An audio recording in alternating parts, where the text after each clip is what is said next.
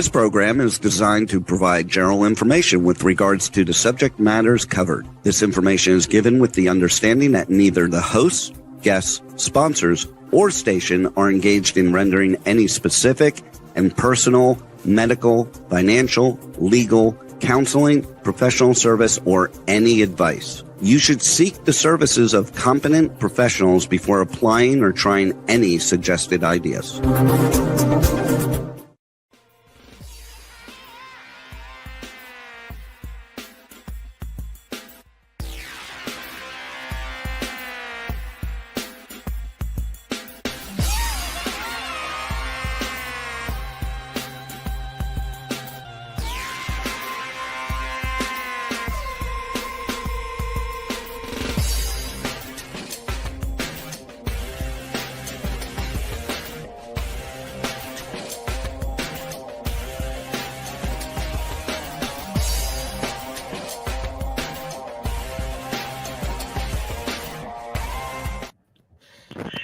Hey there, it's Brian Sebastian, movie reviews and more. And if it's Tuesday, we are live as usual. And the fun thing about this show is this one's been set up for about 3.5 months.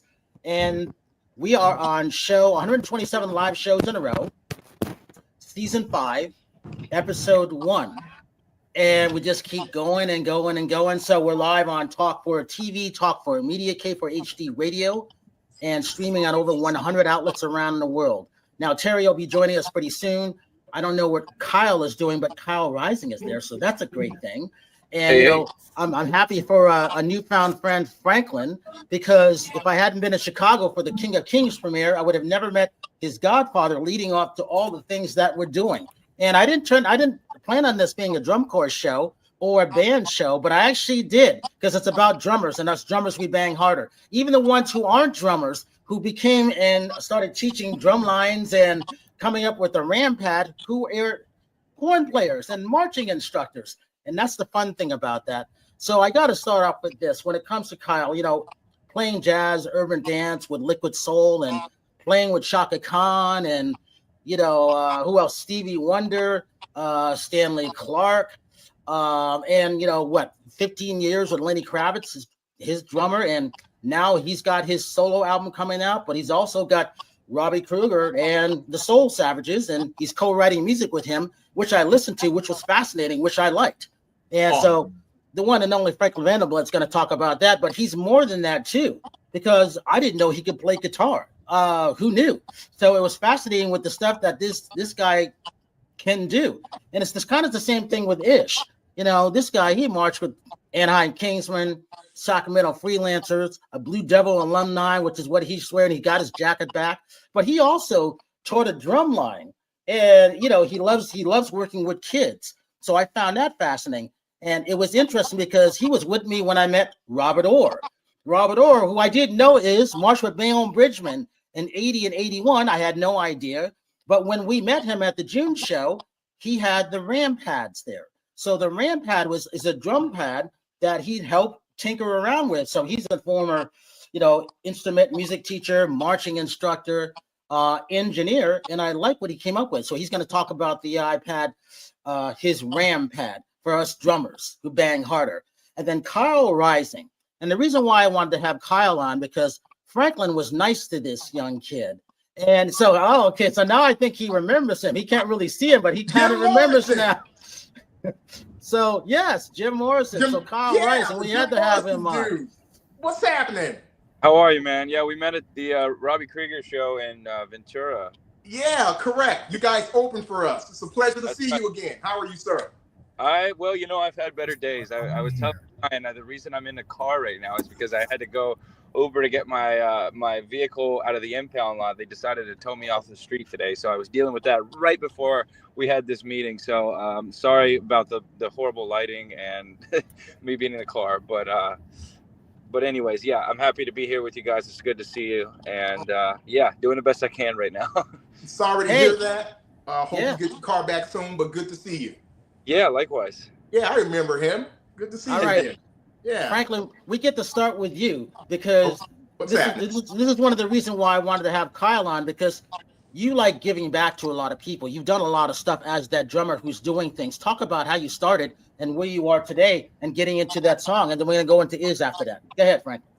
Okay, well, born in Chicago, Illinois, born and raised. I come from a very musical family. My father, he used to play the saxophone. He doesn't play much anymore, but he played the saxophone. My mom sings, my sister sings, my grandparents sing, and my sisters have talent as well. And I grew up with lots of cousins and uncles and aunts that had musical talent. So it was surrounded, it surrounded me on a regular basis. I couldn't help it. So I started playing drums when I was 5 years old. I started in church. I stopped playing drums in church around 14 because my ears started to gravitate towards rock, jazz, 60s, 70s soul, everything. So I started to dive into that on a regular basis.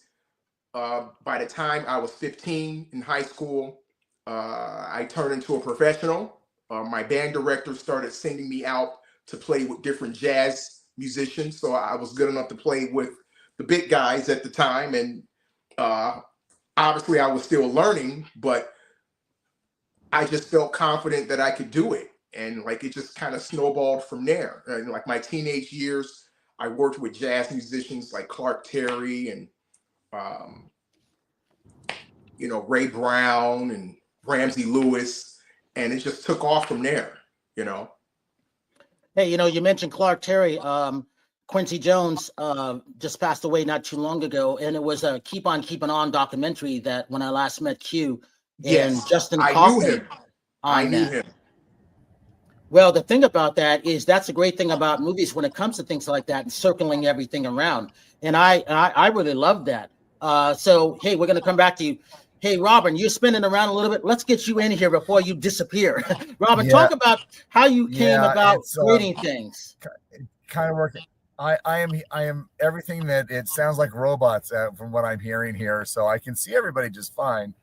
And I'm hoping you guys can hear me too. I'm on my way back from PASIC. And I think everybody knows what PASIC is, right? Progressive Arts Society International Conference. And it's a road trip. So I was pulling all my equipment, Istanbul cymbals and Koyasa cymbals and some other stuff, because we were from Southern California and almost nobody goes further than us. And give me a thumbs up if you're hearing me okay. Yes, we hear you good. Okay, well I'll talk even though I'm not hearing you guys so great. Because this last summer I had these adventures where I bought a new truck or a newer truck and an RV and a utility trailer. So getting out to PASIC this year, I kind of volunteered to help some of the other companies from Southern California. It's 2,000 miles each direction. So I figured since if I'm driving, I might as well drive some other people. And I called up all the people in Southern California and said, hey, if you're, if you want to save some money, I'm driving out there. We can all kind of team up together. Of course, I'm the only one doing the driving, but it's we're all saving a ton of money. On the way back from Indiana, I've only made it to Albuquerque, and I still got 2 more days before I get home. But knowing that this was coming up on Tuesday, Albuquerque is a good spot where I can park for like an hour in a hotel before I get there. And little did I know that Albuquerque's traffic's kind of bad. So if you're ever coming through Albuquerque, be alerted. The 5 o'clock traffic, not so good. And I'm not picking up on everything that you guys are saying. It's just that I'm obviously Ismael. I'm seeing the Blue Devil jacket. That speaks volumes right there. And I'm guessing that all of us have some kind of drum corps background or something related, percussion related into drum corps. And responses here. Thumbs up if you've been to PASIC. Have you guys been to PASIC before? Yeah. Yes. No, it's Yes. like, I'm not going there. Yes. And it's held the same weekend as Bands of America, the band competition. Just the best bands in the country are there. So if you're into any of that kind of stuff, it's kind of a cool hangout. Attendance was really good this year, much better than it's been for the last 2 years because of following up after coronavirus. And for me, it's just a great opportunity to kind of hang with friends of mine who are drummers, get caught up, exposure to the product, meet a lot of new people, and get a lot of new ideas. And all the people who would have anything to do with percussion, for the most part, are right there. And so should or get any new ideas and concepts about stuff that's going on, it's a good hang. So I enjoyed myself. Yeah. See, and in between him spinning around, because I was just waiting, I knew that was going to happen. Hey, Kyle, let's talk about you. So you didn't tell me that you opened up for Franklin. So that's why I wanted to surprise him. I thought that was really cool. Talk about what that's like, Jim Morrison.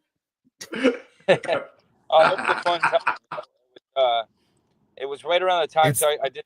It's trying. It's trying. Hey, Robin, if you can hear us, we're going to come back to you. We're going to come back. Hold that thought. And I'm going to go to Kyle. Go ahead, Kyle. Finish up. So yeah, like I was saying, around the time that we did that show, I did some Doors covers that I'd put on the internet that went viral. And so somehow, I guess Robby Krieger or somebody through his team found me and put me on that show. And so we were hanging out in the green room and stuff before the show talking, and he knew so a guy that was like helping manage me was friends with some of the same people that he knew, and they were talking about Sarah Dash and Nona Hendrix and some of those folks that I guess Franklin somehow was connected with. And so I don't know, we all just got along really well, and it was just such a cool time. And yeah, we did the set, had a great time. And it was a really interesting venue because it was like, I think it was used to be something else. They had just redone it or did a bunch of upgrades to it from what I can understand. And so that was a lot of fun. And yeah, it was just a great night. Yeah, it was. So Ish, I got to bring you in. So talk about what you're doing, where you are. And I think you're at Starbucks, so you may have background noise just in case. Oh yeah, I'm definitely at Starbucks, and I got a little bit of some smooth jazz in the background. In Southern California. I wish I went to B of A. I heard Bands of America was awesome. I'm just hanging out here. I was looking forward to the show because I'm actually going to a band show in Palm Springs after we're done here, and spreading out the word about VBC, our Virtual Booster Club, which talked about a little later. But it's a great way to fundraise and get musical instruments in kids' hands and make kids happy, smiling, and it's just a great program through BAC. Hey, Franklin, talk about. I didn't know you were in a marching band or concert band. All of the above. Oh, I didn't know that. Good for you. So that's why I like doing shows, because you never know where people came from. You just see them from today, but it's always good to see where they came from. Yeah. What was that experience like when you started marching before you started finding your way? Because we all were kind of doing something when we were little kids, but we didn't really know what we were doing. Totally. 14, first year of high school. Being in the concert band and the orchestra, I was a music major. Working with, my band directors and working on my skills. In the meantime, I would come to school a bit early, and I saw the Scherge High School ROTC Drum and Bugle Corps. Now, this was ROTC. My first year of high school, I wasn't in ROTC yet. But every time I came to school early, I saw these kids outside, and I saw this one guy yelling and screaming at everybody, and they sounded really damn good. But like, he was really yelling. He seemed always pissed. But the more he yelled, they would play harder, and the drums would just go and go. And I always wondered, okay, who are these people? And then I inquired about it. And, like I said, ROTC. So like a month went by of my first year of high school. I immediately showed up at school at 5:45 a.m. because I wanted to investigate this. I wanted to be a part of this. And so they immediately gave me a drum and they checked me out, and I never left. So although I was involved with band and orchestra, I started marching with the high school drum and bugle corps. And so they let me march, but they was like, you know, you got to wait till next semester to join ROTC. So that's exactly what happened. And I just fell in love with it. And the rest is history. So we have some cool photos to show you, Robin. We're coming back to you in a minute. But talk about this photo. This was interesting to me. Really? Why? I just thought it was just dapper, cool. I'm a kick-ass drummer. Well, all that shit's true. All the above. What do you want to know? We're going to show a couple photos, and you can talk about what these photos are like. Like this is Shaft to me. This is Samuel Jackson and Shaft to me. Thank you. Scott Duddleson from Getty Images took that photo, as a matter of fact. And this photo was taken on Alan Parsons's property. He has a 44-acre avocado farm in addition to his home and his beautiful studio. And this was after a mix session. And that particular day, Scott Duddleson came up to take photos of us while we were working. So yeah, that photo was taken at his house. And we're going to go back and talk about that. Let's look at one more photo. So I like this one. Where was this one taken? That's a recent photo, as a matter of fact. That was taken at the Baked Potato last month. Oh, yeah. Yeah.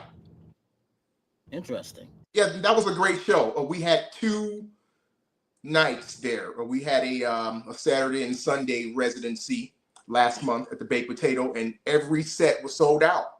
I had fun. It was great. Yeah. The Baked Potato is known for having great musicians. Yep. See, Rob Carson was supposed to be here from the Crossmen. He had some health issues, so I wanted to show this anyhow, the 50th anniversary of the Crossmen, because he's a drummer, but also he's doing jazz and things like too. So we're going to schedule him for a later date. Hey, Robin, do we have you sound back? Can you hear us a little bit? Okay. Robin, can you hear us? You might not be able to hear us.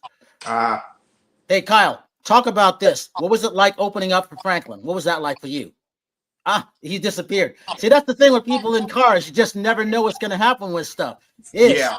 Talk about 8 to 5. Go ahead. 8 to 5. So this is the new logo. It's 8 to 5. And it's about we have new marching drums with actual wooden ramps with wooden bearing edge. It's got a great maple shell. You know, it's just a beautiful sounding drum, old school. And it takes away the pingy sound of the new, metallic rim. So innovative drum stuff. And then we got the new marching brass stuff, orange, and the Boston Crusaders used them all this past year. And what I'm doing today, what I'm going to push today, is to talk about VBC. What is VBC? Well, it's BAC. What we do is we have rentals. You know, a lot of people don't realize, when you get started, you need an influence and you need a horn, right? Or a drum. So we have them for rent. And what we're doing, if it's a school district or a high school or elementary school, if they rent an instrument, we match dollar for dollar. And we put it in their account. And at the end of the year, we use that money and we go ahead and buy new instruments for the group. And it helps them build their repertoire. And, that's actually what I'm in charge of nationwide. So anywhere else that people are renting, I just got Louisiana today, 3 schools, 1 director. And I said, you know what? We're going to rent as many as we can. We're known for our big brown bag. It's a cool gig bag. And then we're going to match you dollar for dollar. In a couple months, we're going to send you brand new instruments for your kids to enjoy music, which, drum corps, turn on the radio and you just love music. And that's what it's about. It's about kids coming together, and BAC is just sponsoring dollar for dollar, any rental you want. So that's what we're about. I'm going to get my contact info and, I'm pushing it through the nation and it's a great thing to do. Nice. Hey, Robin, did we get you back? Robin, I don't know. I'm sure he can hear us. Hey, Robin, can you hear us? He's not sure yet. That's the problem with being in cars. Kyle, let's talk about you. You're also a composer too. Talk about how this started for you. Well, a lot of my early introductions to music was I had a third grade school teacher that would one second. I had a third grade school teacher that would basically write songs about whatever lessons we were learning in school, and so she'd play her guitar and print out lyric sheets, and the whole class would sing along.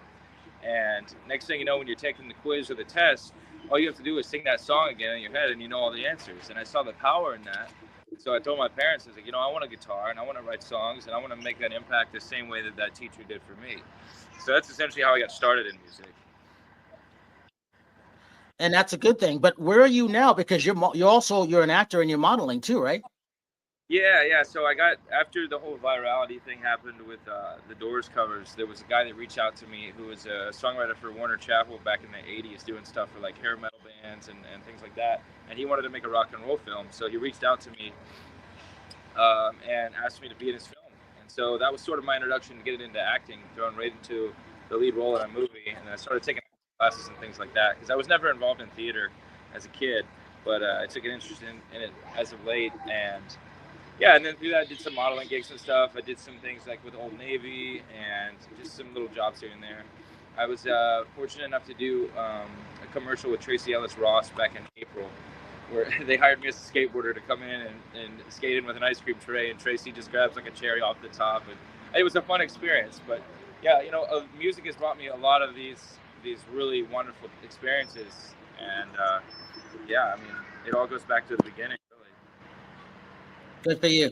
All right, Robin, I'm going to be talking to you via text. Let's see if we got you. He's spinning around. That's why I hate having people in cars. You just never know. You never know. Hey, just talk about how important it is to help kids, followed by, Franklin, because this is important with all the stuff that we're doing. It all goes back to kids. Hold on, Riz. Hey, Robin. I feel like I'm air traffic controller. Hey, Robin, can you hear us? Yeah, he can't hear us. He can see us, but he can't hear us. All right, Riz, go for it. Talking about kids? Well, say that again. We're breaking up a little bit. We were talking about why this is important for kids and what you're doing. Oh my God. Well, just the way the world is, there's a lot of separation of, people hating and this and that and just distractions. And the beautiful part about music, it's universal. Not only universal, but it gives you something to do, something that you can do all your life, and something that you can just sit back. Like I'm at Starbucks listening to music. I totally appreciate this jazz, because I got education of what musicality is and all the beautiful things that come with it. Plus teamwork. You learn to work with other people. A band is a group of people. It's not just one person. So you learn a lot of social skills. And like I said, the best thing that I like about what we're doing is, we're helping kids get off the street and do something that's beneficial to them and everybody that's going to enrich their family. Is that they can hand their horn or their drums down to their kid and say, you know what, it's your turn. So it has a lot of beauty with it. A lot of us don't do it for the money, but I'm sure Franklin's he's doing all right. But we do it just because we enjoy it, and then we love to see people smile. Everybody here's got smiles. Robin, I know he's got one there. There it is, and it's just enriching kids' lives. And I love what BAC is doing, matching dollar for dollar, whatever they're paying in rent. Because you have a horn for a couple of months, you get pretty good at it. You get some notes out. Parents just go ahead and buy it. And we take 50% off what they owe, and they get the rent to own. But that band or that high school gets dollar for dollar match to get to use it to buy another instrument to hand it to another kid. Every kid we get off the street playing a horn is off the street doing good for themselves.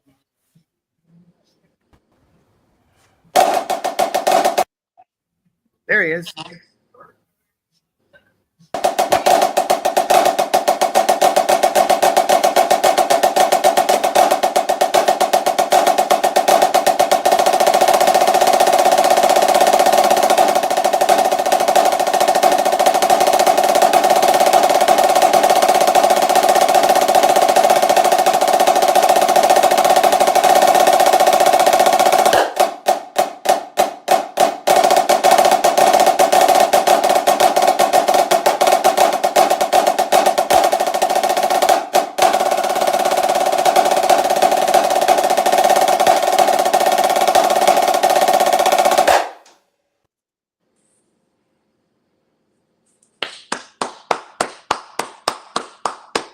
Bravo. Bravissimo. Yeah. Brian, you're on mute. Brian, you're muted. Hey, Robby, did we have you back? Okay. Robin? I can hear every once in a while, if there's a delay a little bit, I can hear a few words, and that's about it. I can hear you again. I'm sorry. I wish it were better. The connection on my phone's great. I don't know why it's not working the way that it normally would. Anyhow, we can hear you good. Prompt do you have for, you can hear me good. Okay, what prompt do you have for me? I wanted you to talk about how RamPad came about. I'm sorry, you might have to write it. If you write it, I can probably do it. I mean, I did a year and a half of this online stuff after COVID teaching, and not always easy. But RamPad came about. You want me to explain how RamPad came about? Yeah. Yep. I'm thinking that's what it is. Paul Smighton, who marched in the Velvet Knights along with Steve Smith. There was a bunch of guys in the line who had come up with a practice pad back in the 1980s. I really need to shout out to Steve Smith on this one, because he might, like me, probably had some shop classes, and he had turned a bass on a lathe, put a Remo head on it on a hoop, had done some kind of tension rods that weren't real tension rods. And I actually used this thing in college in my percussion class.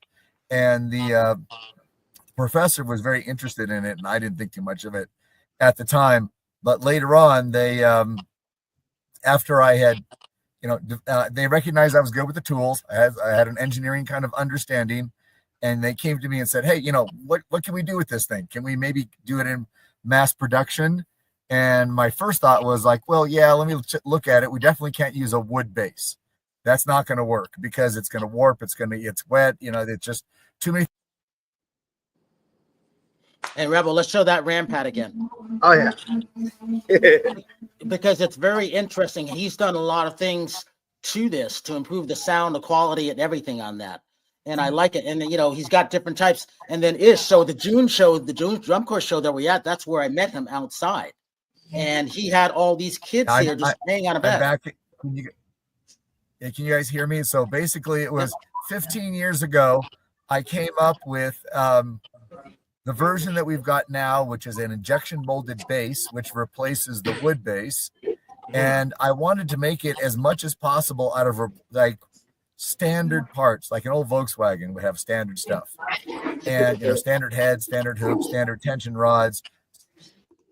To replace stuff, they could replace stuff very, very easily by just either stuff they've got left over around the house, or could go down and do a music store and get it. And, secret sauce underneath it is what kind of gives it its nice rebound, but the bass holds it all together. So instead of a practice pad, I want people to kind of think of this more as it's a muted drum, because it is just all the standard parts. And the people that I've come across in the past, Gio Yama. It's spinning again. So, Franklin, until he comes back, because he may come back talking again. Yeah. Talk about what you practice. How do you warm up? Ooh. You want the long answer or the short answer? We'll take the long. Go ahead. Go for it. All right. Well, I do at times warm up my muscles and, perhaps get my hands ready to do what I need to do before drumming. At times I do that, but most of the time I don't warm up. Because for me, before I walk out on stage, it's more about mindset before anything else. You follow me? Hello? Yep. Yeah. For me, it's more about mindset before I do anything, before I even walk out on stage. Like, I make sure my mind, body, and soul is in the right place before I deliver what I need to deliver. Because, like, everything that's inside comes out, and it's your brain that tells your body what to do. And it's like walking out on stage, I naturally get this adrenaline that makes me happy to do my job and to do what I love more than anything, you know. So like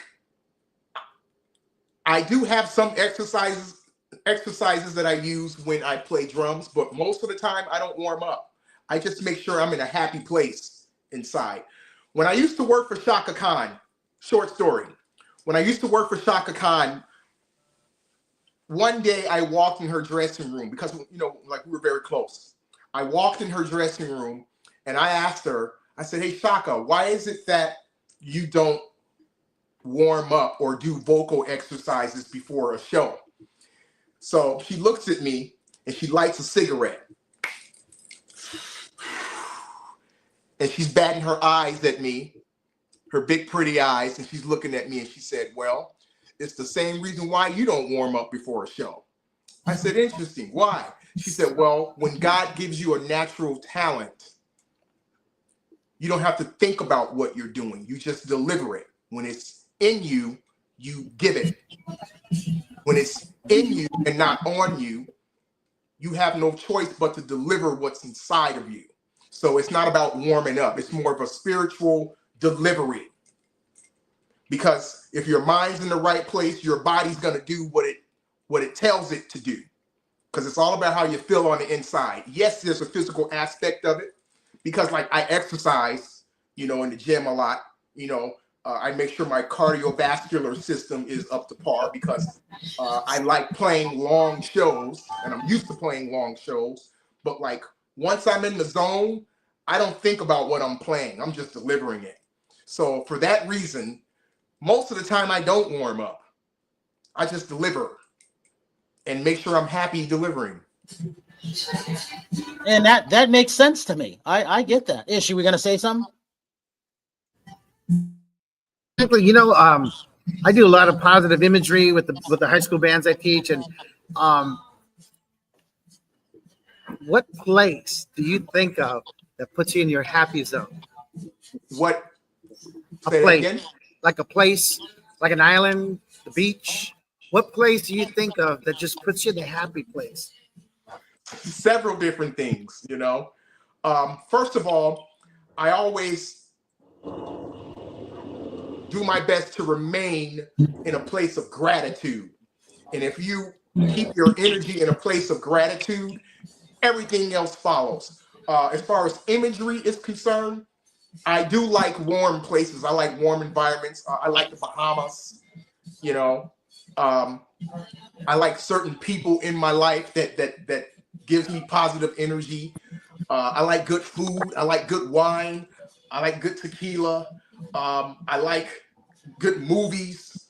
And I'm a person that really enjoys the environment. Like I like to feed off of everything that's going on around me. So if I like my current surroundings, that alone makes me happy. It doesn't take me much to be happy because like energetically, if you're happy, everything else follows.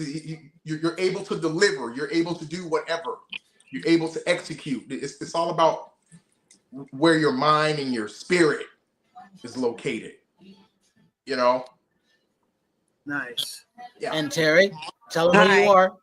Hi, I'm Terry Marie. I've been with Brian for over 10 years.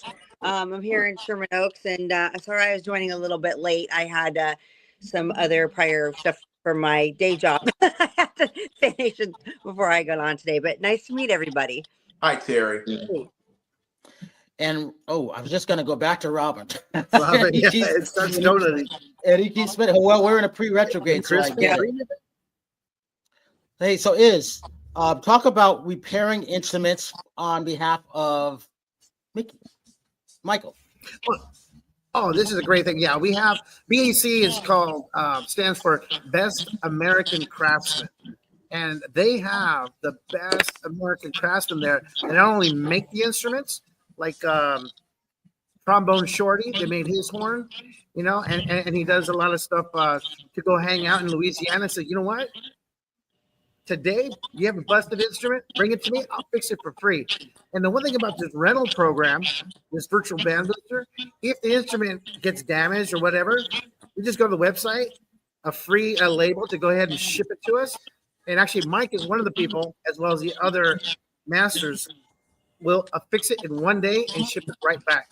We don't want people to be without their instruments because it's like being without your blanket. You know, you need that security, and that's the level of service BAC is delivering, especially to the remote areas like Louisiana, where I got the 3 bands today, and they're just so gracious. And I love what Franklin said about, you know, you got to be in a place of gratefulness, and because it comes out. And everybody that works on our team, we're all musicians, and we all been through the ups and downs. But we know in the end, that beauty of music is worth any challenge to overcome. And when you bring that vibe with you and spread it out, you know, I think we're just doing great work for the world. I'll do some push-ups before a show. That's a warm-up, you know. Uh-oh. All right, Franklin, talk about that. Hey, Rebel, go back to the one before this because I like that.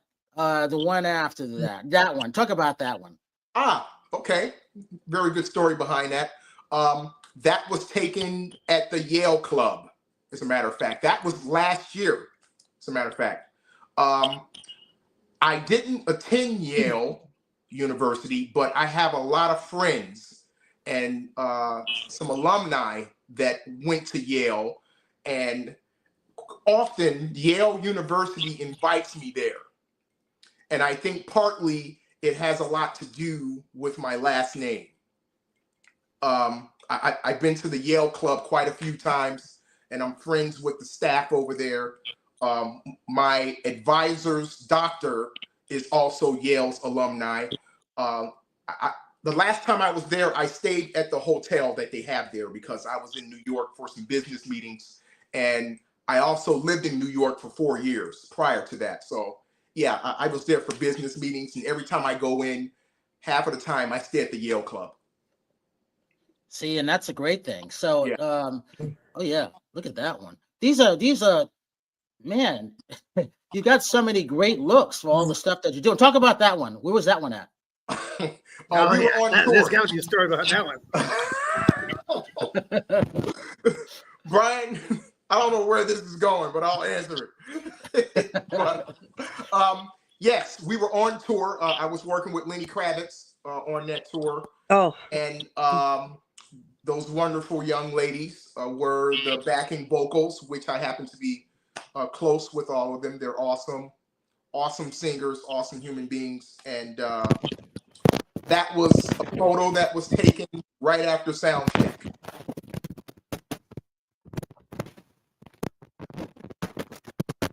Oh, I see. I really love. I really like this one too. Talk about your kit also. Yeah, it's a great song. Yeah. There's more.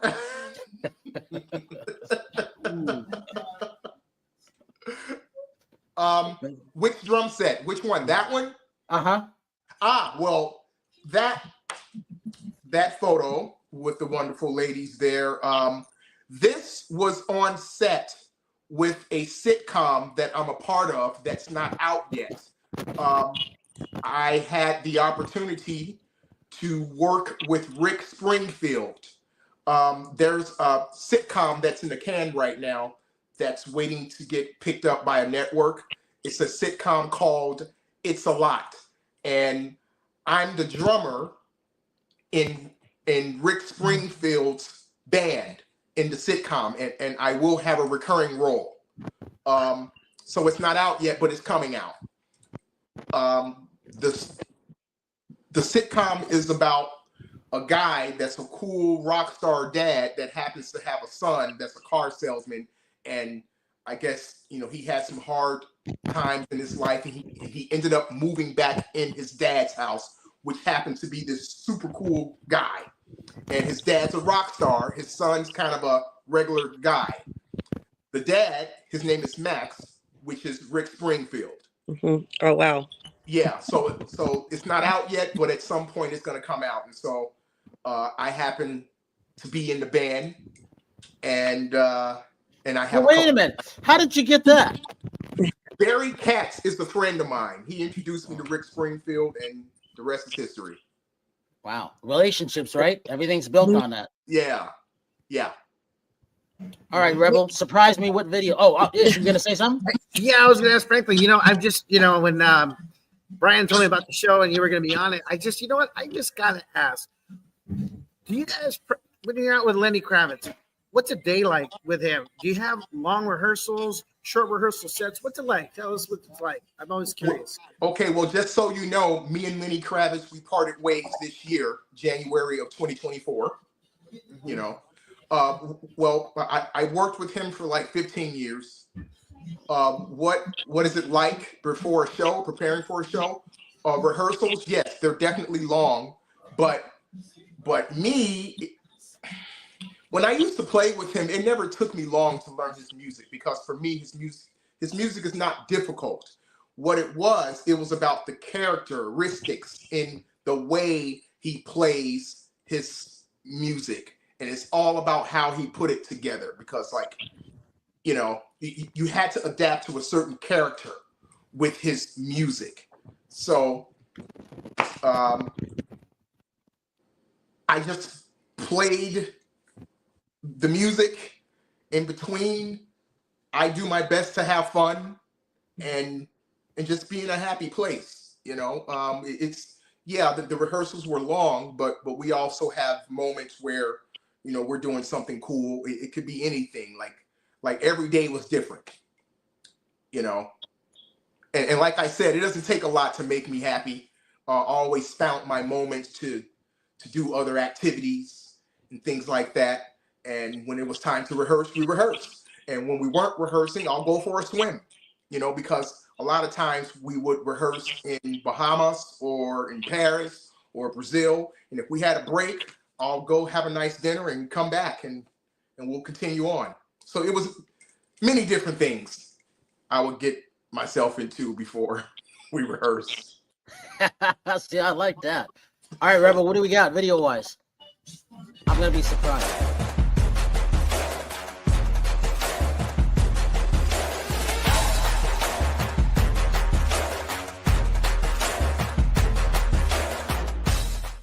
Hi, my name is Mike Carrigan with BAC Musical Instruments in Kansas City, and I'm here to tell you about the exciting and new 825 series marching snare drum. The first noticeable thing to talk about is the removal of the snare throw-off. This is unnecessary hardware that's not utilized in the literature today. It saves a lot of weight for the musician, highlighting health and wellness of the 825 snare. The second feature we're going to talk about is the fine-tuned snare guts. This gives the staff and the musicians an opportunity to really enhance and optimize each individual snare drum, but also optimize the sound of the full drum line. The last feature we're going to talk about is the reintroduction of the wooden bearing edge.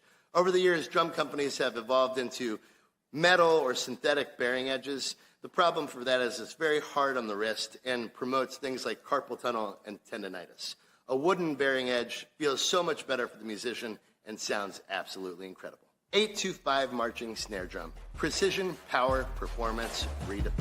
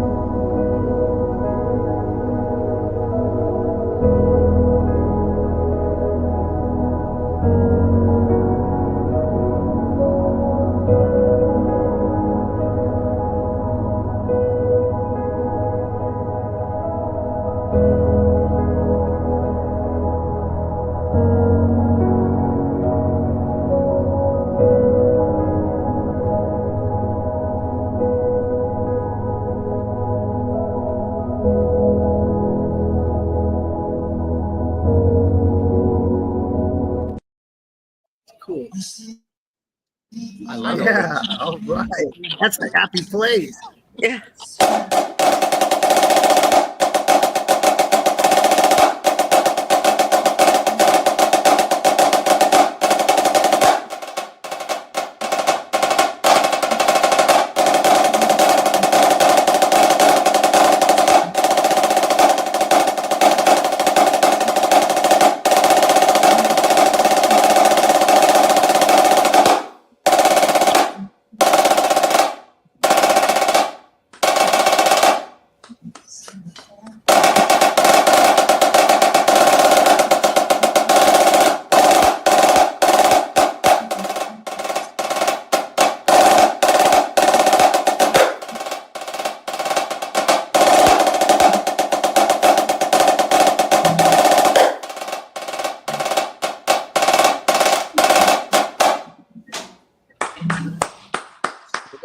How does he do that? So Rob Robertson, he was been on our show once or twice. He's a jazz drummer now, but he marched with Blue Devils in 1981, but his family founded the Crossmen. So he played in the 50th anniversary of the Crossmen Drum and Bugle Corps this year in Indiana at the finals. But he was also an international, in the snare drum champion for Crossmen. So he was going to be on. So he gives his regards to everybody on that. So I wanted to show that and honor him because we have a bunch of drum corps people watching. So that was awesome. Hello to the drum corps community. Much love and respect to all of you. Yeah, it is. Talk about why you give your jacket away to one special kid each summer. It's a beautiful thing. The Blue Devils are an icon of drum corps. As every corps has its own identity. Ours is known for the jazz. So here we have like the jazz stitching in there. But back when I marched, back in the day, we were able to have jackets with a lot of artwork and contemporary artwork. So it was a beautiful thing. But nowadays, they only have writing in the back. So one of the kids saw my jacket, says, "Oh my God, that is so cool!" And I thought, you know what? It doesn't do me any good with this jacket being in the closet, pulling it out one weekend a year to go watch shows. So I said, you know what? I'm going to give it to a member in the group and say, you know what? I want you to know that we're a family now. You don't know me. I don't know you, but this is like my prized possession. I'm going to give it to you. Take care of it. Take me on the road. If I see it finals, give it back to me. If I don't, ship it back to me. And at the next Southern California show, I get it to somebody else. It's a way for me to give back. And the beautiful part about it is, look at this artwork. There, not see it. Look at the artwork. It's awesome. So it's a really cool jacket to give out, and it's their history. And, they get to wear it. And, one of the things you learn in being a musician is you learn a lot of honor. Don't steal. You treat your fellow brother good. And I'm telling you, everyone says, aren't you afraid that someone's going to keep it and never give it back? Like, absolutely not. Too many of us worldwide know each other. You don't want to be that guy. And it's just a beautiful thing to be able to give back. This beauty of the artwork that some gentleman designed years ago, and I love it.